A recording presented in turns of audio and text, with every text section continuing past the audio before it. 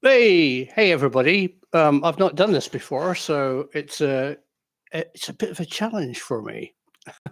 Uh, what the deal is going to be, if you can hear me, is I will go over some questions, and then if you want to ask more questions in chat, that's absolutely fantastic. So, hi, welcome everybody.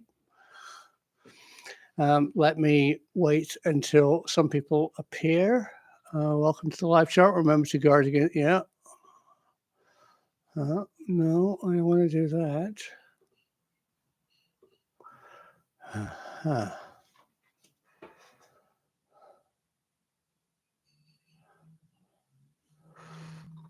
Hey, welcome to the live chat.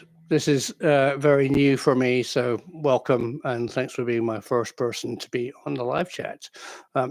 Can I ask you a question? Can you hear me clearly? Can you type in the comments if you have access to comments? Hey, hi Ben. Are you hearing me? Yeah, okay, great. Thank you. All right, great. We'll start.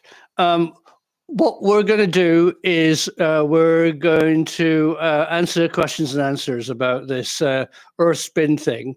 And I'm going to start before you ask your own questions here on chat. I'm going to go through some of the previous questions. And the first one is the best. And this gets question of the day. And that is this one. Seems useless. This is from Network Metatron. Hi, Network Metatron. Seems useless. A potato battery can do better. And there's a number of people who've said that to me about this not being a generator, being completely useless. And they're absolutely right. This isn't a generator. This is a science experiment. The point of the team at Princeton was to actually check if there was a disconnect between the Earth spinning and its magnetic flux. And as we thought there might be, as Michael Faraday said, I should say, and they built a system to check that. They didn't build a system to produce electricity. They just wanted to get a signal. And in fact, the whole way that they built it was to get a very low level of electricity out of it. And they slowed the electricity down, and they didn't really care that it was a big amount. They just wanted to see if the effect worked, and it does work. They're not engineers. That's what Chris told me. And he would like you guys and engineers and everybody in the world to run with it now that it's proven that the principle works, and to build it into something which is better. The idea is that it can be made a lot stronger if it can be miniaturized. Counterintuitively, building it bigger doesn't actually make it better. Let me, Chris Scheiber, explain that to me, see if I can explain it a bit. And that was, at present, they use a material which slows down electrons to measure the effect only. And it's also a hollow tube, so the electrons potential between the positive and the negative are kind of retained. Ideally, you'd want a system that has less resistance and makes more power. And to do that, you really need to miniaturize it. So Chris said, I think in my interview, he said one potential way of doing this was just to use normal metal, maybe copper or iron even, and to get the effect bigger. But to do that, you'd have to make it very, very small, almost maybe into the nano world. So I don't know. Hopefully somebody, now that we know that the Earth is separate from its magnetic field, and I think that's probably the other thing I should really discuss. So we all think that when a magnet spins, that there are lines of force coming out of it. And when you spin the magnet, the force lines move with it. Now, Michael Faraday never thought that. And he built a motor called a monopole motor, which in fact demonstrates that that isn't the case. What actually happens is that there's lines of force coming out of a magnet. And then if you move the magnet, then those lines of force will be moved by the rotating magnet. Now, it's a bit of a semantic difference, but it means that the lines of force aren't in lockstep with the magnet. They are influenced by a magnet moving. And that was ignored. I mean, I think physics just totally said, it's the same thing. Well, it's not, because in this case, if you're on Earth and you're spinning, then, the magnetic force is separate, and you're going to be passing through it, also by the offset of the North Pole, which is great. Okay, good. Gorilla Designer asks, is there a way to get any real power out of it, say powering a laptop or anything more than an LCD watch? Yeah, sure, but that's not what they did. I mean, at present, it's microvolts, which are really, really small, and it is possible that even in its current state, it could be used to power, say, a simple LED bulb, but not much more.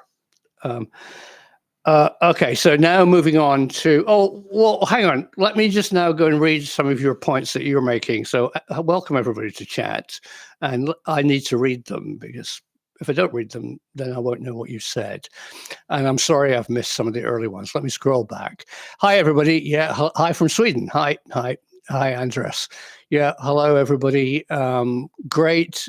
Michigan, like Michigan. Hi, Philip. Yeah, everybody in the micro measurement from Colditz. Yeah, exactly. Micro. You need something to measure micro measurements, but we'll get onto that. And then Ben wants to raise another topic. That is, whatever happened to BLC1? BLC1 is real. We have contact with aliens. We're just not being told about it. Hold my beer. I'm hopefully interviewing somebody from SETI coming up, not to ask them, are we alone in the universe? Because they're never going to say. There's an agenda. I'm going to ask them why they aren't telling us the truth. So, yeah, sure. I mean, Breakthrough Listen, what are they doing? They're not saying. They're just not talking to me, or they're talking to the world because they know it's true. Earth's time travel fields. This is from Arnold. Hi, Arnold. Is hidden within Earth's magnetic field at the magnetic equator. I don't know what you're talking about, but that's probably a good point. Sorry, I don't want to be disrespectful. Wendology, we thoroughly enjoy your channel. Thank you for everything that you're doing. Oh, that's very kind. I have to tell you something. I'm just having a really bad day. I destroyed my bicycle.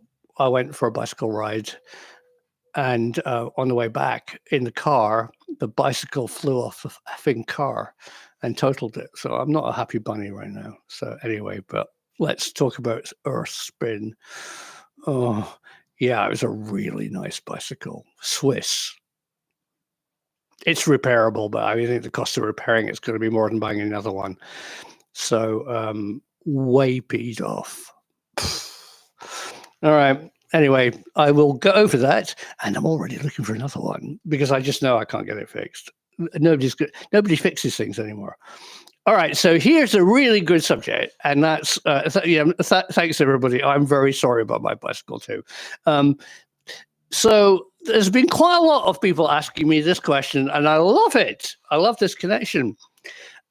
Is there a connection between the tube that Princeton built for this Earth spin generator and the tubes underneath these pyramids?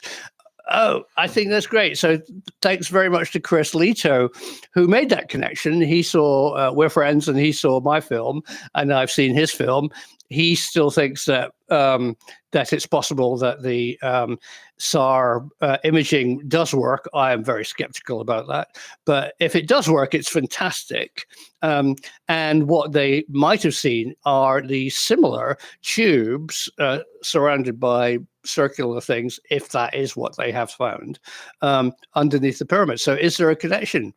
Yeah, I mean, I think the topology, which is a good word I didn't know, asked Chris Chiba from Princeton about, is very interesting. I mean, he used a hollow ferrite rod to slow down and keep the electrons contained in the rod.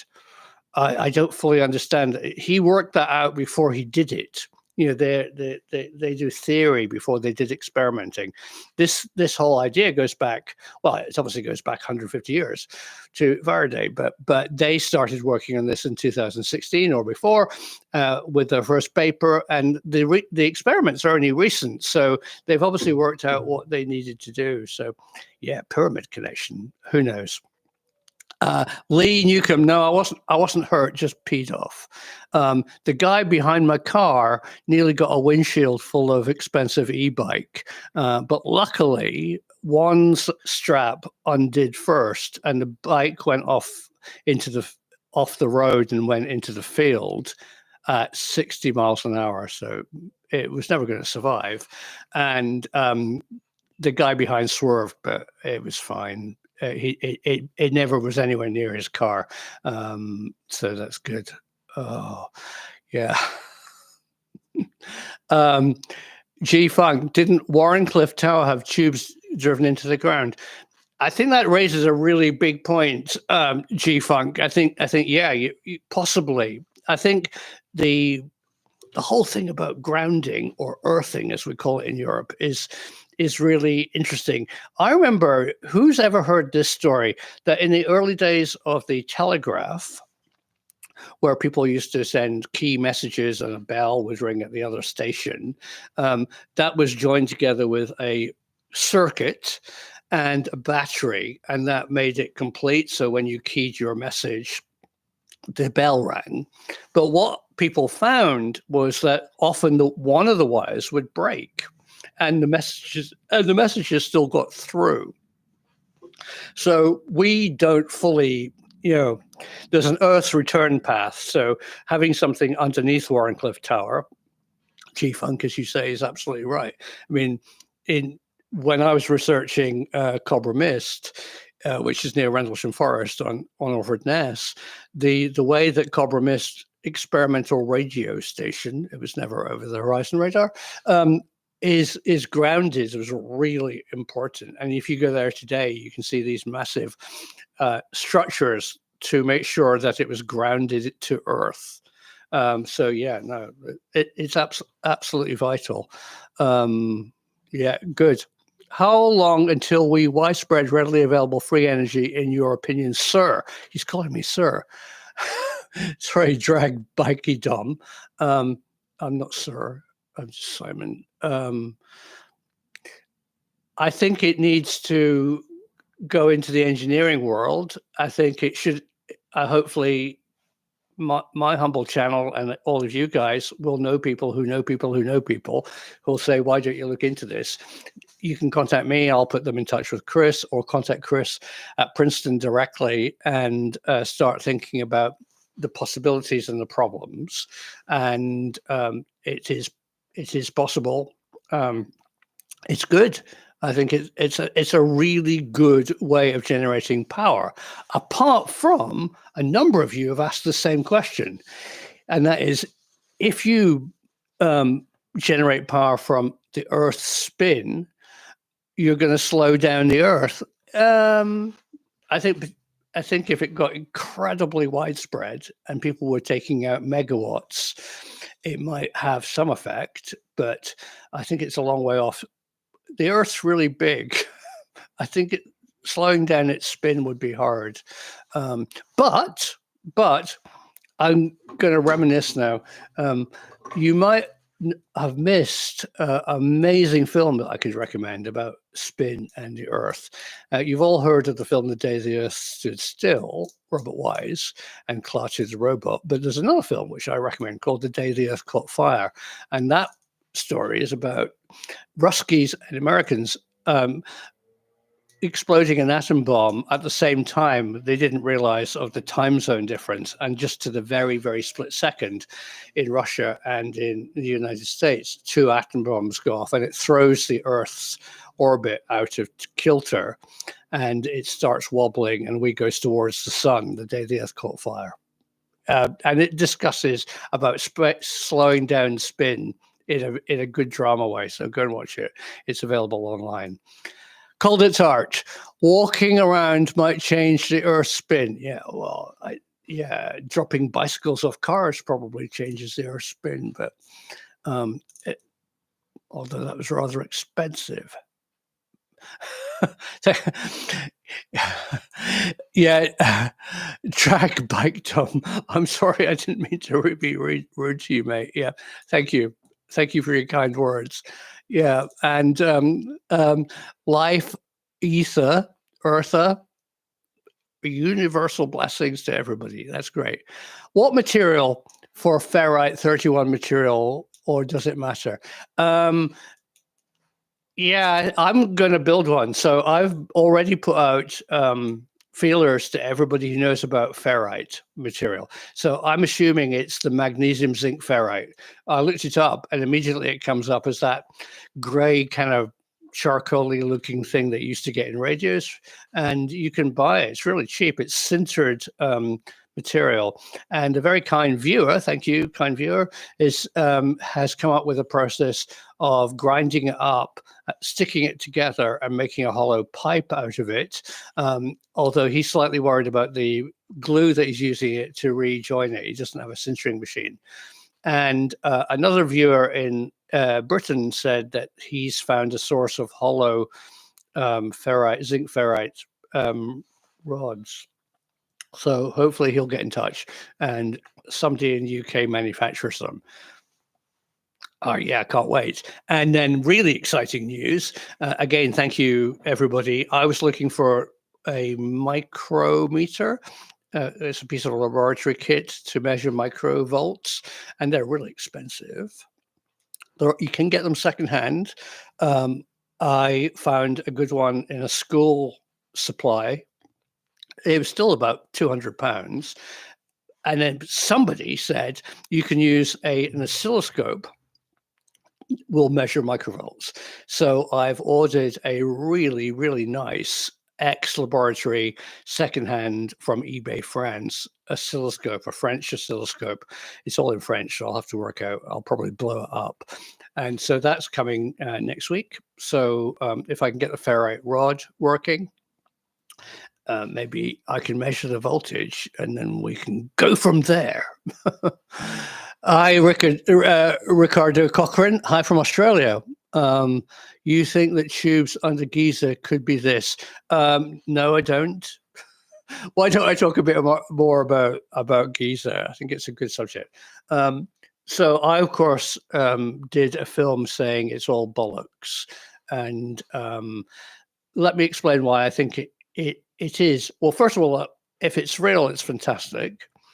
And I want to understand the process of how they imaged it. And so SAR, synthetic aperture radar, doesn't see through the ground, but that's not what they said they did. They're honest about that.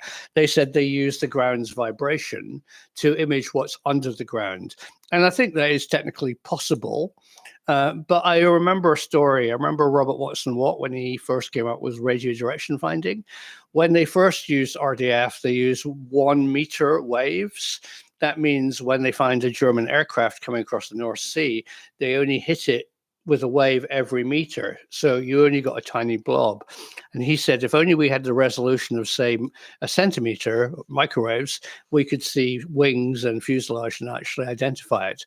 Well, I really worry that the Earth slowly vibrating, as seen from space, will have maybe kilometer distant waves. So I can't see how they got resolution to see pillars and spirally bits and chambers. I think the oil and gas industry used this technique by pounding the ground or putting in explosives and setting up a ring of seismographs, and then you can map geological structure.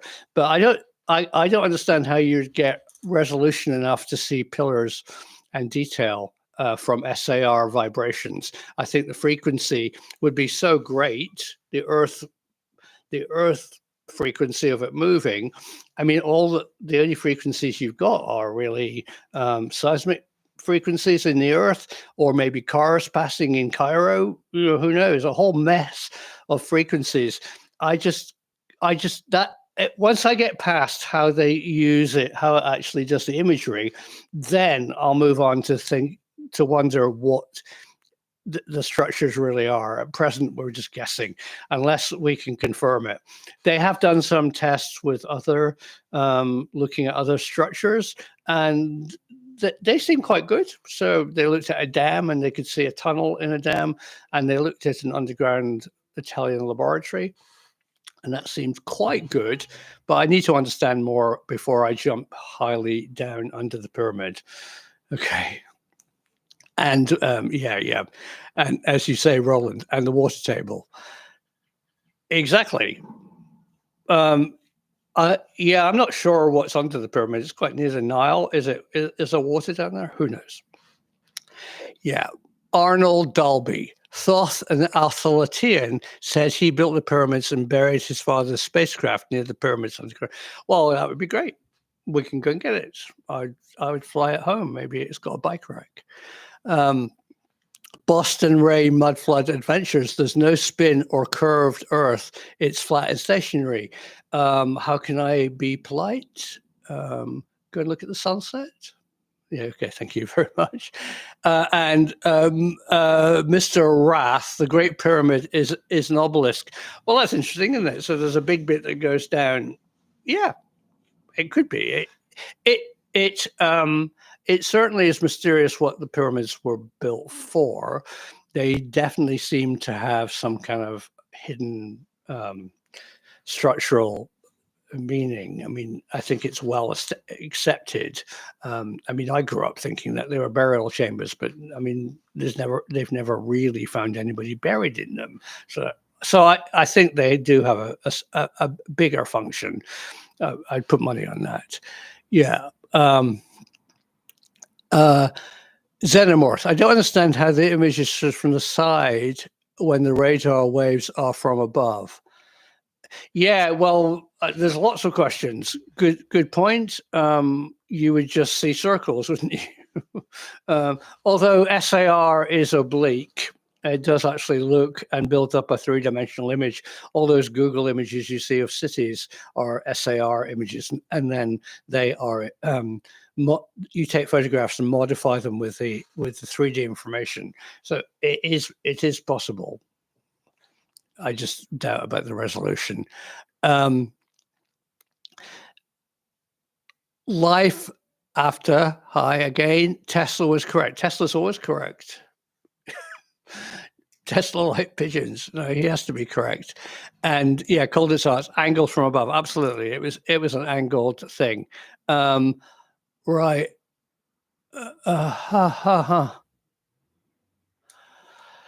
Let me go back to my questions. This is a really good one, and a real fan of and supporter of the channel, Dizzy Vision. Hi, Dizzy Vision. How great this would be if schools could do this experiment. And I've already been contacted by a science teacher in Wisconsin, where I used to live, and they want to do it in their school. And the other thing is that people have been asking me, where's the plans? Well, I think we've got enough detail. I don't think there are going to be plans. I mean, I suppose I could write it on the back of an envelope, but the principle is easy. The principle is a ferrite tube, and supposedly making a tube out of a stick of ferrite is hard because you need to drill it, and it's fragile and it'll break. So ideally we need to get hold of ferrite tubes somehow. Working on that. I've already sourced ferrite chokes, but they're only short. I was thinking of sticking them together and wrapping them around with heat shrink, but I think that might not work. And then the next thing you need is a micrometer. Maybe an oscilloscope would be good. A lot of people have micrometers and oscilloscopes. And then you have to work out the angle. Somebody contacted me and said they live on the equator, which is great. It's good to have viewers on the equator. Hi. And they said, what angle should it do? I think we do. I do need to get back to Chris and ask him for his advice on latitude. he is in New York State, and he, I think, used somewhere in the 60 degree. I'm going to try 60 degrees and see if we get anything. And I think definitely you would need a different angle if you were on the equator. And if you live at the North Pole, it's not going to work. Right. Yeah, so there's probably not going to be plans.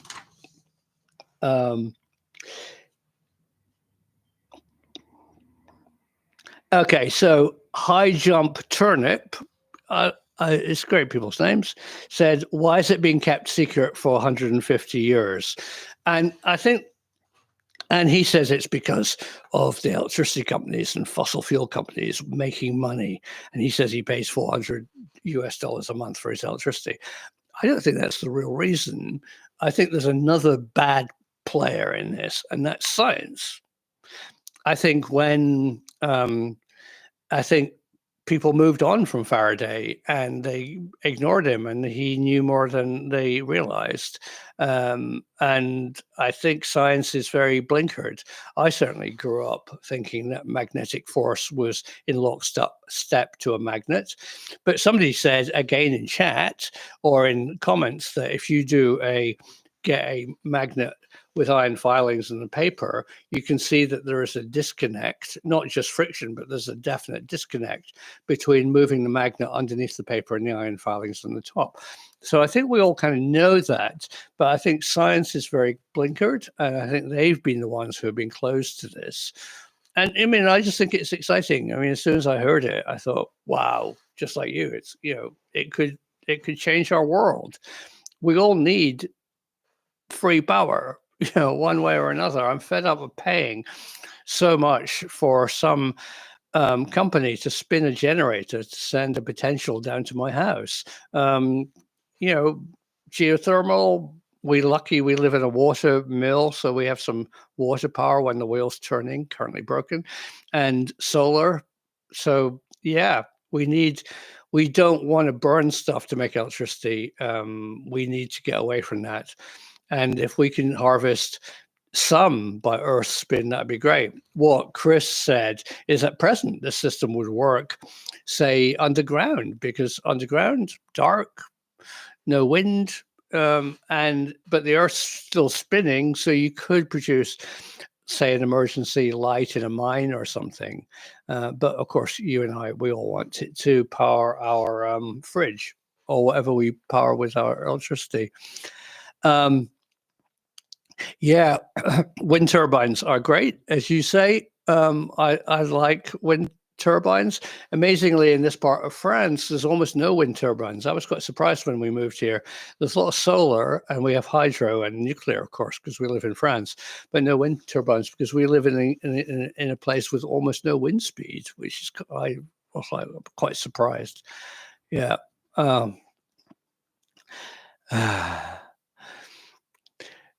Yeah, sure, absolutely. A mix of both, Bruce Minas, a mix of everything. As a born and bred Scotsman, for example, I'm really peed off. Scotland as a country produces enough wind power to power its own country many times over. But of course, it's part of the UK's national grid.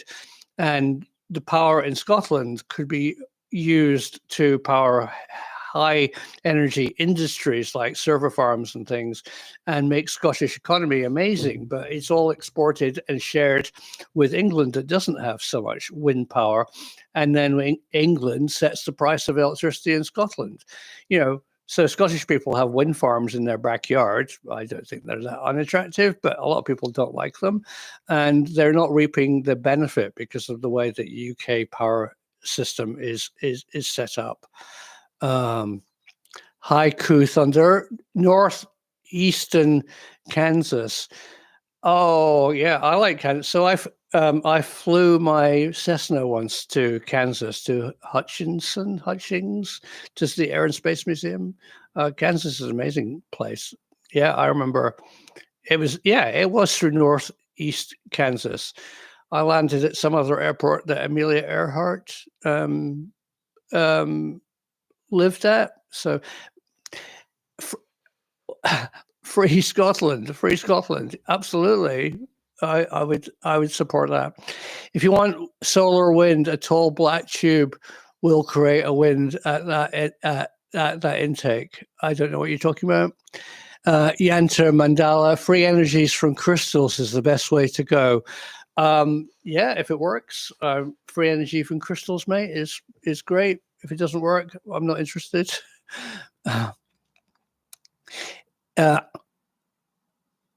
Mike, in the UK, electricity is more expensive the more north you go.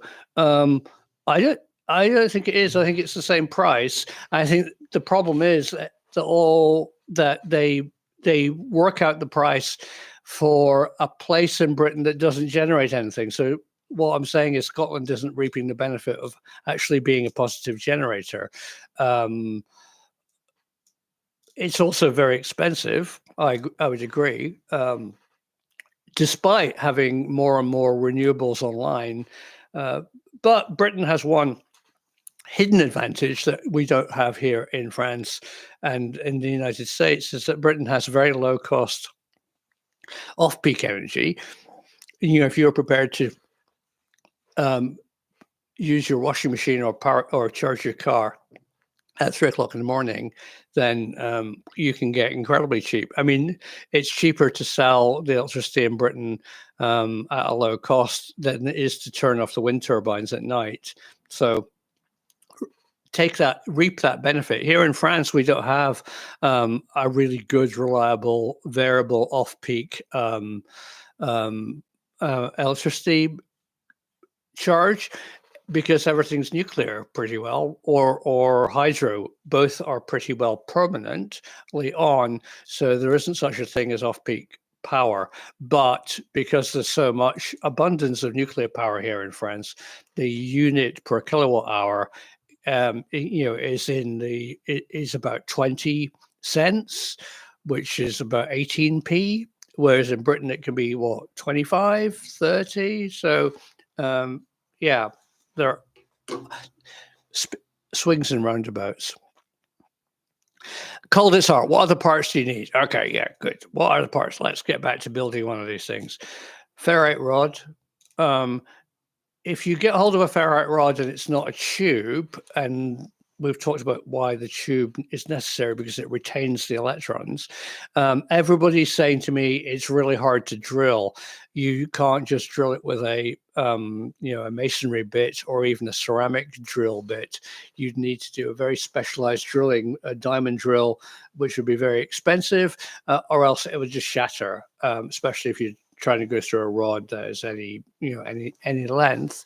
So that's going to be a challenge. The second, you need to work out the angle depending on where you are in the world, and then you need some way of at present measuring the microvoltage, and then the other thing is work on it.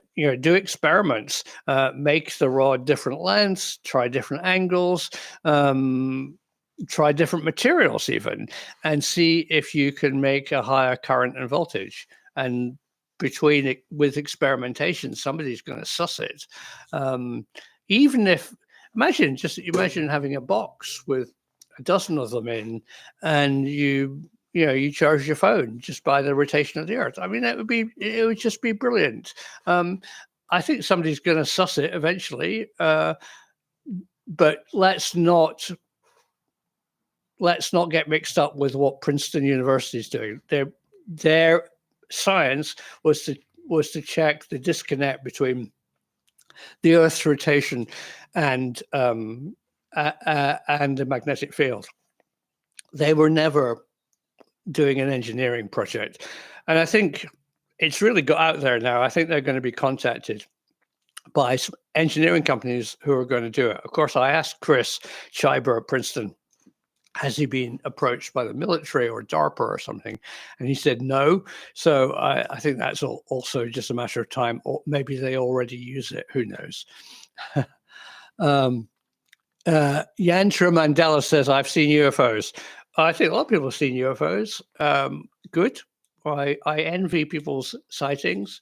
I've seen lots of strange things, really strange things, but I've not seen something that is so strange that I go, I think it's from a different time or a different planet. So I envy people who have encounters, unless they were injured by them. Then I don't envy them. Um, yeah. Um, oh, oh, my case is, unfortunately, electricity is 2p per kilowatt more expensive in Scotland. Why? Doesn't make any sense. Well, is that who's putting the 2p on it more than England? Is that Scotland doing it to themselves? Or it's really unfair. Imagine how incredible Scotland would be to be able to sell cheap electricity to engineering companies who want a large electrical supply at a low cost to support you and put their factories, put their plants, put their server farms or whatever it was in Scotland. If Scotland had that power, that independence, they could do that. So I'm absolutely horrified that they're actually being charged more, as so much of renewables are actually coming from Scotland. As I said, there's days in Scotland where they're producing a net gain over their entire usage, not for the UK, but for the whole of Scotland anyway. They're producing enough. I mean, it's obviously renewable, so you need. I'm also keen on storage as well. So yeah, come on, Westminster, stop effing over Scotland, in my humble opinion. Enough about power prices. Geez, yeah, yeah. Well, but in some ways, Dizzy, that's what it's all about. I mean, we are interested in science, we're interested in hidden stuff, we're interested in lots of things. But I mean, at the end of the quarter, you're going to have to pay an electricity bill. So no, I think it's reasonable. I think the price of electricity, and we use electricity so much, especially as a number of us, have electric cars and things that suck up a lot of power. I think that cost of electricity is really important. So if there is an alternative that you can easily have, and I've often thought, the spin of the Earth could be utilized. I had no idea how. And as soon as I read this article, I went, wow, it's really a good idea. Let's make it actually work. Infinite loop music. Hi, infinite loop music. You say man's reliance on magnetic storage will be its downfall until we widely adopt quantum error correction. Okay. Yeah. Well, I mean, all right, let's have a general discussion, not about electricity prices. Let's talk about you and me and talk about 2025. Ready? We live in interesting times. Welcome. Congratulations for being alive, especially if you're a younger chap or person in the world right now. In the next few years, we now will do leaps and bounds into a new future. AI is already massive, much more massive than you realize. It's really knocked off so many industries now, which are now going over almost entirely to an AI model. As I revealed last year, we're not alone in the universe, and it's just a political message now to when we're told that that's true, although we now have biosignatures and technological signatures, which are good enough proof. I mean, we want more proof, but we've got enough now to categorically say we're not alone in the universe. We're not being told. And I think that the other enormous thing that we need to do right now is very much have Manhattan Project 2, V2 Manhattan Project on gravity modification. I'm so fed up of burning fossil fuels to get Elon Musk's rockets into low Earth orbit, polluting, horrible, and stupid. Whereas we as a human race need to move out into deeper space. And to do that, we need to conquer a master gravity and space-time.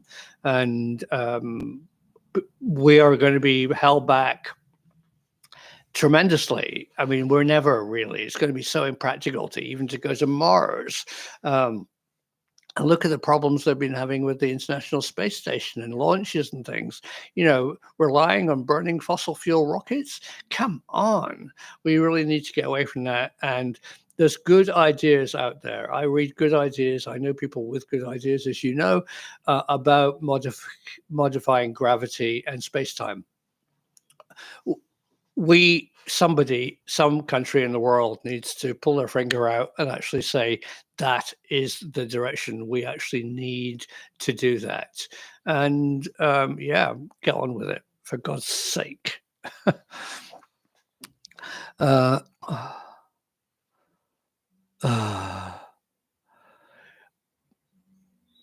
okay. So in Vermont, you're paying 31.739 pence per kilowatt.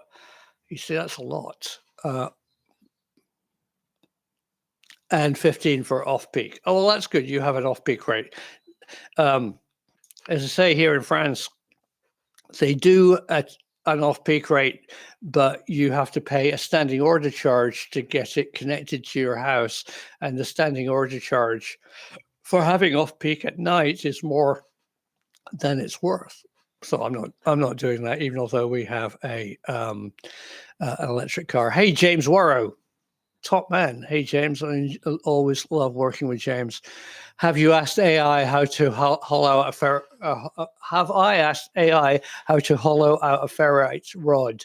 No, James, I should have.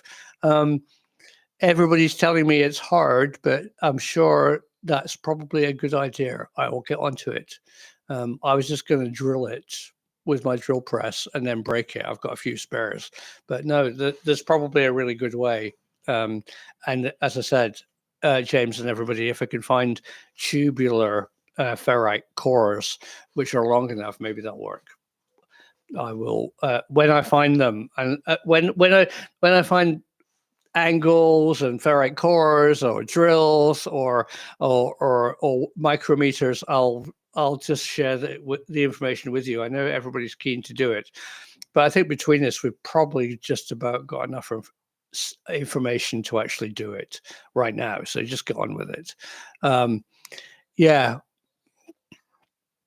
After pole shift, we won't have Earth waves as big as mountains. Yeah, so I hear this a lot. So after the North Pole flips, which is done, it does every few thousand years, and the North Pole becomes the South Pole, we won't have Earth because of this giant swish of water which will go around here. No.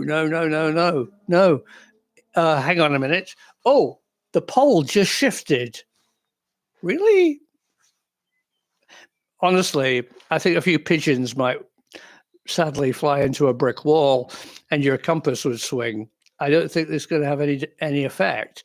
I think it might affect, it doesn't affect the rotation of the Earth. You still stick to the Earth and you're not going to get big waves.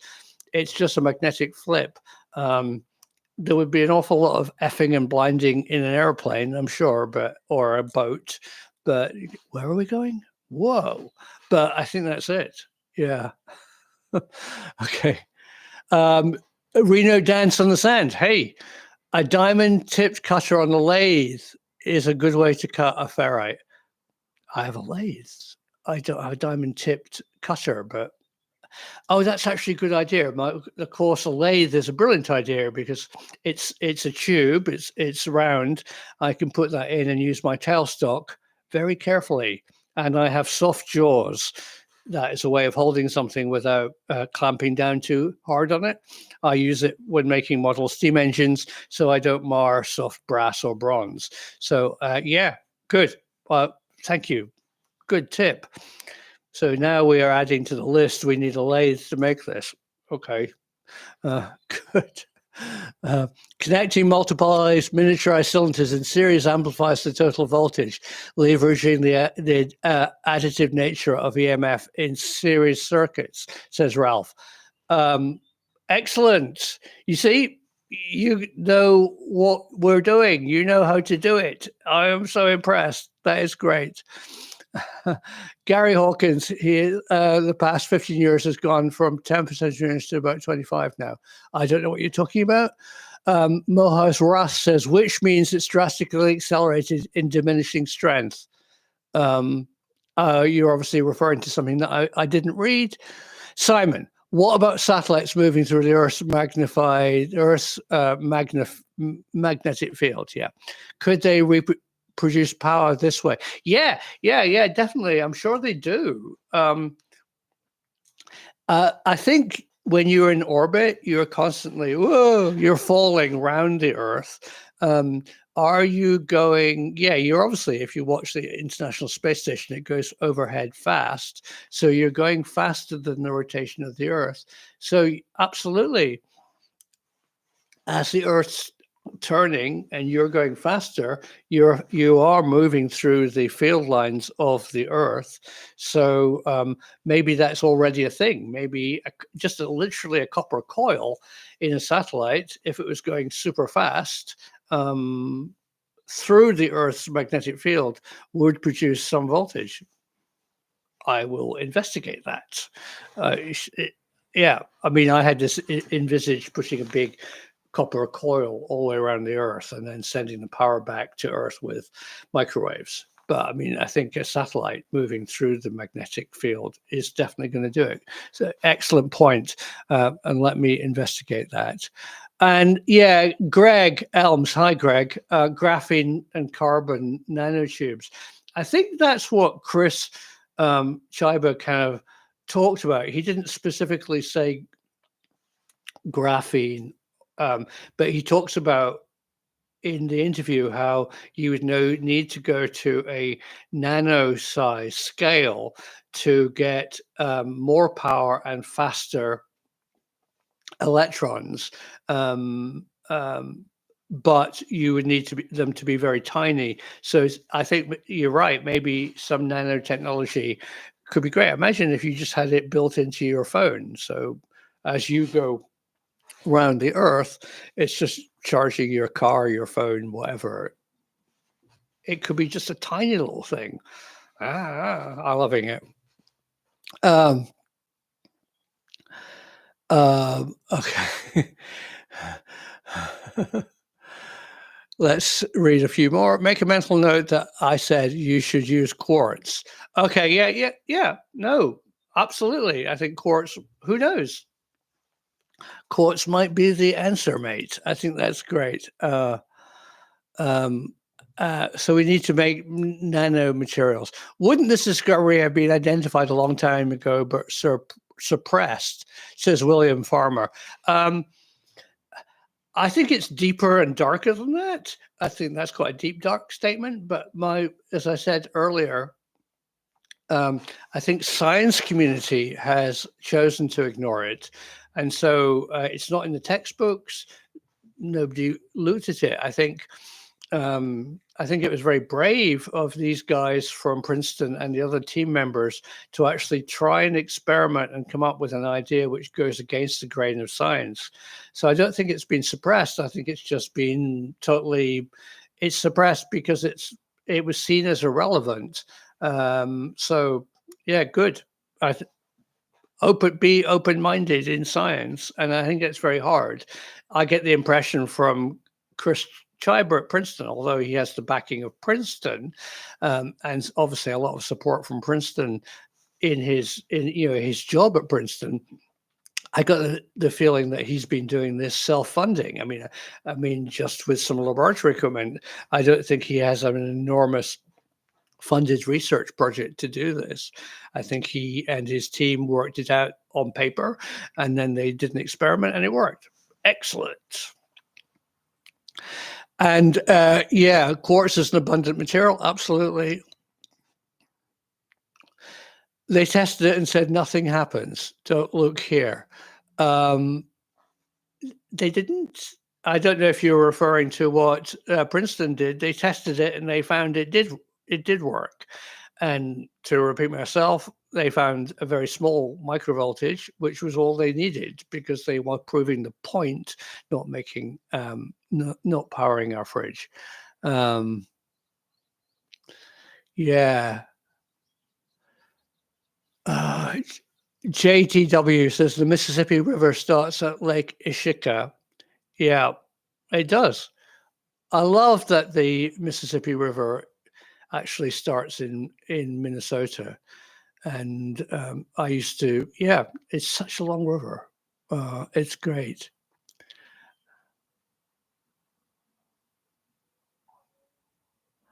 Ah. Oh, I think you are going down the line of flat Earth. I'm not that keen on flat Earth theory, really, as it seems a bit silly. Uh, and have we UFO Enigma wants to know about the price of helium lately. Um, Helium's always very expensive. But I think if there was a massive spike in helium price, I would suspect that somebody was using a lot of it for something. I don't like to say what. Um, take your flat Earth nonsense and go away. I think it's fantastic. I think it's fascinating, but yeah, please, please. Right. We've done nearly an hour. That time flew. Thank you all very much for being here. I think what I'm going to do next is obviously not a live stream. I'll make a film when I use your hints and tips. I will dive into Chat GPT, James Warrow, and see how to drill ferrite rods. I will definitely give it a go on the lathe with a nice sharp drill bit, possibly a ceramic tipped or a special drill bit if I can get hold of one. I'm excited to get my oscilloscope that is coming next week or so, and then between us, we're all doing experiments. Sadly, something that hasn't happened is I was hoping to collaborate with Mendit Mark, Mark Pelton from Mendit Mark Show, and he hasn't got back in touch, so I've probably frightened him away. So yeah, James, it's always a pleasure to hang out with you, mate, and best wishes to you and your family, of course. And Ian White thinks there might be ferrite rods under the pyramids. Yeah, well, that would be a good source of ferrite. We can all go and dig them up if we can get an EasyJet flight to Cairo. All right, thanks everybody very much. I will do a film when I build one and to see if it works. But thank you very much for your support, Arnold and Dolby and everybody. It's super kind of you, and I am going for a piece of fish pie with Wiley the cat. So bye, and see you back on the regular channel soon. Bye-bye.